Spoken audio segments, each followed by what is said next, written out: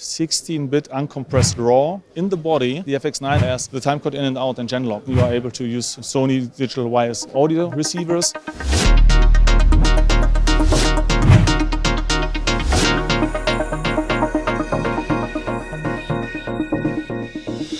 One thing which is new, the camera adapter, as you can see, has a slot in for wireless audio. So in the future, with the firmware update, we are going to activate this slot, and then you are able to use Sony digital wireless audio receivers. We have USB connectors for dual link, streaming, file transfer, because all these new wireless file transfer workflows are getting more and more popular these days. And also in the future, we are going to activate the RAW output, because then we are able to output 16-bit uncompressed RAW to a third-party recorder. Which could be Atomos, for example. Yes, they have announced that they are going to support the 16-bit. Then you can say, okay, internal, I have my proven, stable, high-quality XAVC intra in 4K or Ultra HD or HD. And then if you go really high quality, you can go in the future with a 16-bit RAW on the external one. Be careful, I need to turn this around. The FX9 now has in the body the timecode in and out and Genlock.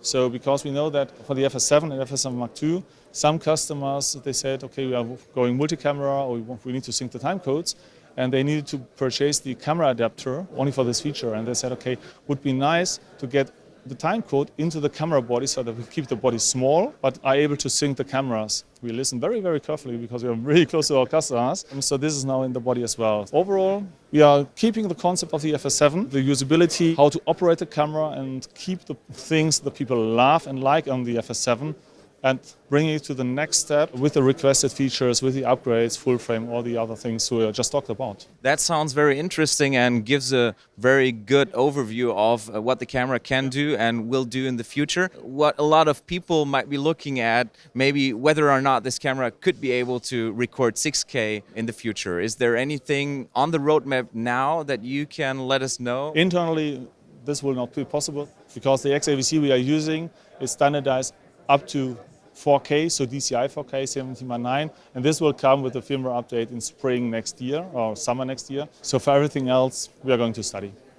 Staying with the concept of the camera means that most probably the menu will be the same or very similar. Maybe you can talk a little bit about the menu.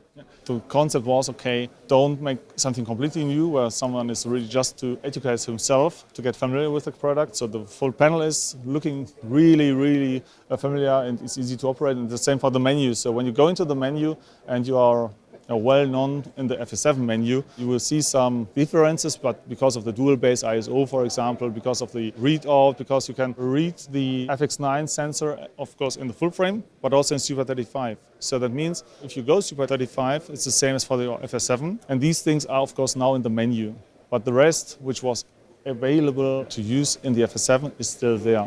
So someone who is already experienced in the FS7 menu will go in and say, okay, this is new, and the rest is totally fine for him. And also what's quite nice is we have also changed the wheel for the menu to the front, so it's easier to operate.